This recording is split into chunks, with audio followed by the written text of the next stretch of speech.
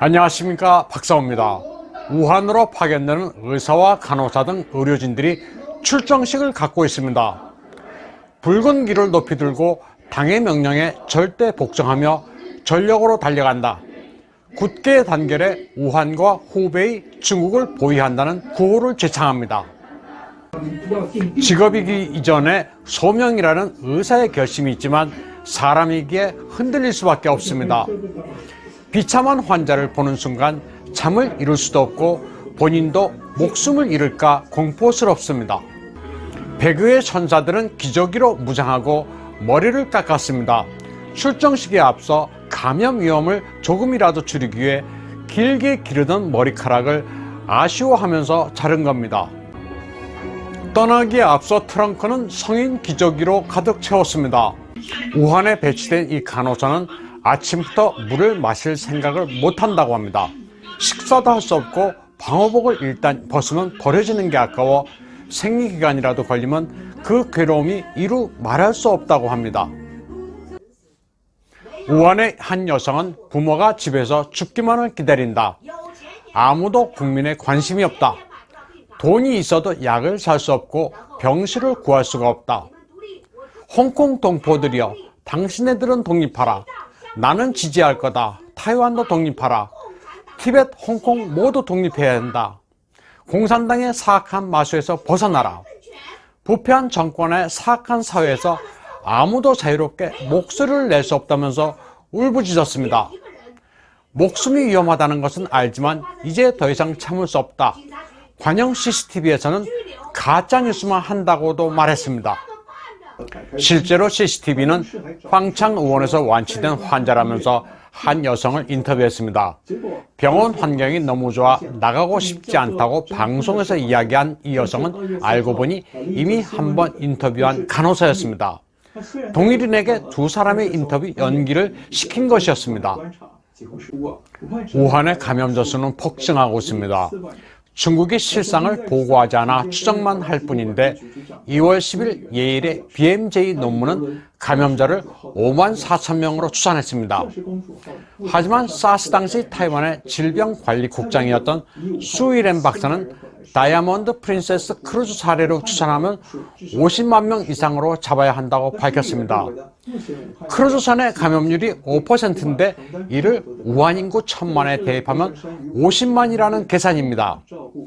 그는 우한의 의료체계가 붕괴해 그 정도의 환자를 감당할 능력이 없다고 말했습니다. 특히 레이선성과 호선산 의원은 중환자를 다룰 수 없으며 설비나 인원이 모자라 그곳에 중환자가 가면 죽기만을 기다릴 수밖에 없습니다. 고원구이는 2월 14일 폭로를 이어갔습니다. 우한 상공의 이산화황 농도는 화장장 때문에 크게 높아졌다는 결과가 해외 소셜미디어에 나왔는데 당시 중국 지도자는 전화를 걸어 신속한 해결을 지시했다고 말했습니다. 그리고 화학부대가 진입해 화장장을 모두 정비하라고 했으며 아울러 이산화황 처리 설비를 갖춰 시신 소각 방식을 개선할 것을 지시했다고 전했습니다. 시신이 처리되면 그 연기가 쉽게 기화되도록 했는데 이는 히틀러의 방식과 똑같다고 폭로했습니다.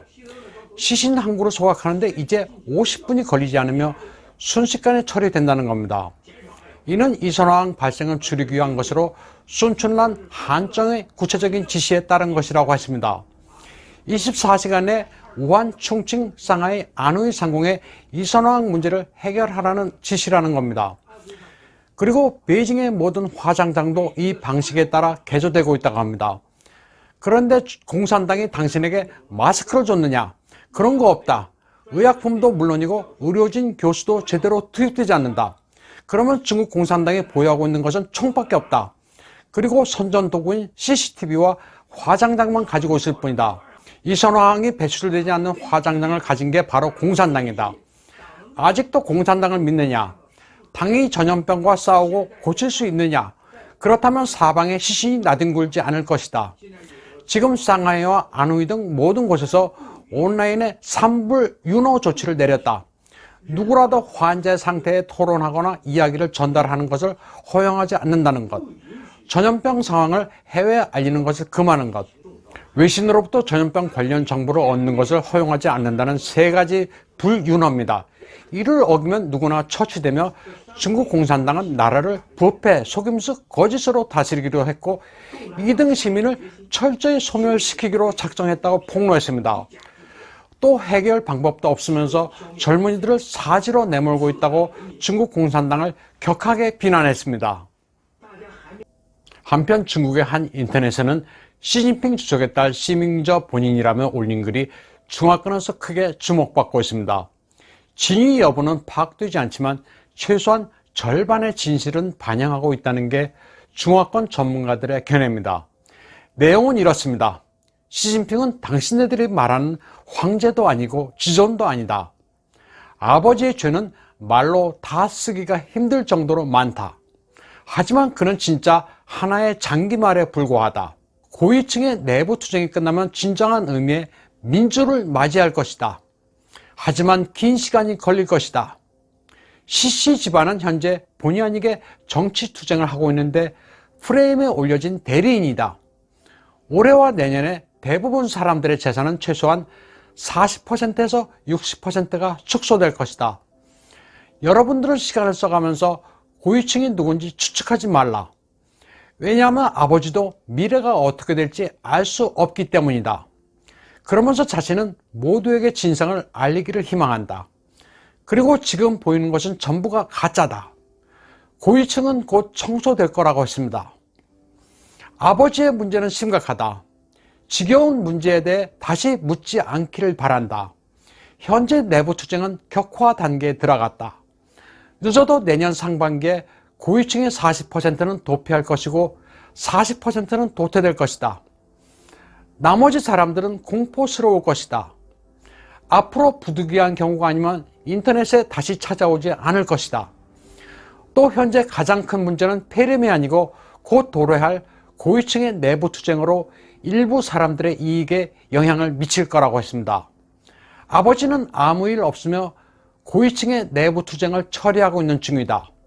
정변은 진실이다. 지금 정변이 진행 중이거나 정변으로 가는 길목에 있다. 자산을 잘 분배할 준비를 하라. 코로나 바이러스는 하나의 구실일 뿐이다. 본격적으로 닥치는 것은 자산 축소라고 했습니다. 즉 폐렴 사태를 빌미로 공산당이 재산을 몰수한다는 무시무시한 메시지입니다. 시민저는 베일 속에서 조용히 행동하는 성격이라 이런 글을 올릴 가능성은 적지만 현재 중국 최고 지도층 내부에서 치열한 권력 싸움이 벌어지고 있는 것만큼은 주지의 사실로 받아들여지고 있습니다. 시진핑은 최근 회의에서 5차례나 생물 안전이란 단어를 강조했고 국가 생물 안전 법률 체계를 구축할 것을 요구하기도 했습니다. 재미경제학자 허칭리는 이와 관련해 시진핑의 발언은 우한의 P4 연구소와 관련이 있으며 결국 연구소에 누군가가 책임을 지게 될 거라고 분석했습니다. 이번 방송은 여기까지 하겠습니다.